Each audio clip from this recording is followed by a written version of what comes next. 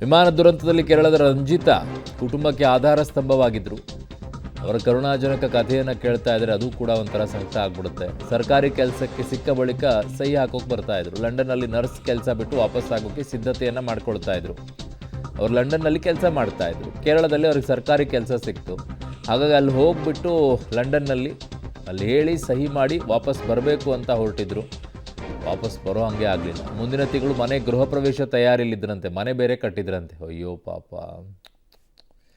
So ಅವ್ರ ತಾಯಿ ಬೇರೆ ಕ್ಯಾನ್ಸರ್ ಚಿಕಿತ್ಸೆಯನ್ನು ಪಡಿತಾ ಇದ್ರಂತೆ. ಇಡೀ ಕುಟುಂಬಕ್ಕೆ ಆಧಾರ ಸ್ತಂಭವಾಗಿದ್ದಿದ್ದೇ ಆ ರಂಜಿತಾ ನರ್ಸು. ಅಲ್ಲಿ ಕೆಲಸ ಮಾಡ್ತಾಯಿದ್ರು ಲಂಡನ್ನಲ್ಲಿ. ತದನಂತರ ಇಲ್ಲಿ ಸರ್ಕಾರಿ ಕೆಲಸ ಸಿಕ್ಕ ನಂತರ ವಾಪಸ್ ಬರೋಣ ಅಂತ ಹೇಳಿ ಲಂಡನ್ನಿಗೆ ಹೋಗಿ ಸೈನ್ ಮಾಡಿ ಅಲ್ಲಿ ಹೇಳಿಬಿಟ್ಟು ಬರೋಣ ಅಂತೇಳಿ ಹೊರಟಿದ್ರು. ಬಟ್ಟು ಹೋಗೋಕ್ಕೆ ಆಗಲಿಲ್ಲ. ದೇಶ ಬಿಟ್ಟೇ ದಾಟಕ್ಕಾಗಲಿಲ್ಲ. ಅವರು ಕ್ಷಣಮಾರ್ಥದಲ್ಲಿ ಸುಟ್ಟು ಕರಕಲಾಗ್ಬಿಟ್ಟಿದ್ದಾರೆ. ತಾಯಿ ಬೇರೆ ಕ್ಯಾನ್ಸರ್ ಪೇಷಂಟ್ ಅಂತೆ, ಟ್ರೀಟ್ಮೆಂಟ್ ಪಡ್ಕೊಳ್ತಾ ಇದ್ದಾರೆ. ಮನೆ ಬೇರೆ ಕಟ್ಟಿದ್ದಾರೆ. ಮುಂದಿನ ತಿಂಗಳು ಗೃಹ ಪ್ರವೇಶ ಬೇರೆ ಅಂತೆ.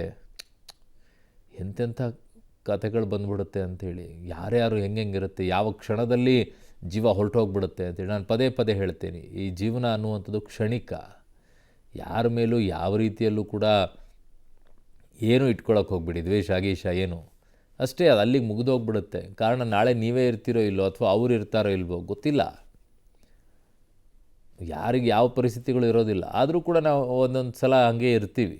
ಯಾಕೆ ಅಂತಂದರೆ ಎದುರುಗಡೆ ಇರುವಂಥವ್ರು ನಡ್ಕೊಳ್ಳೋ ರೀತಿಗಳು ಹಾಗೆ ಇರುತ್ತೆ. ಆದರೆ ಇಂಥವೆಲ್ಲ ಘಟನೆಗಳಾದಾಗ ಹೇಗೆ ಅನ್ನಿಸ್ಬಿಡುತ್ತೆ, ಇಷ್ಟೇನಾ ಜೀವನ, ಬದುಕು ಇಷ್ಟೇನಾ?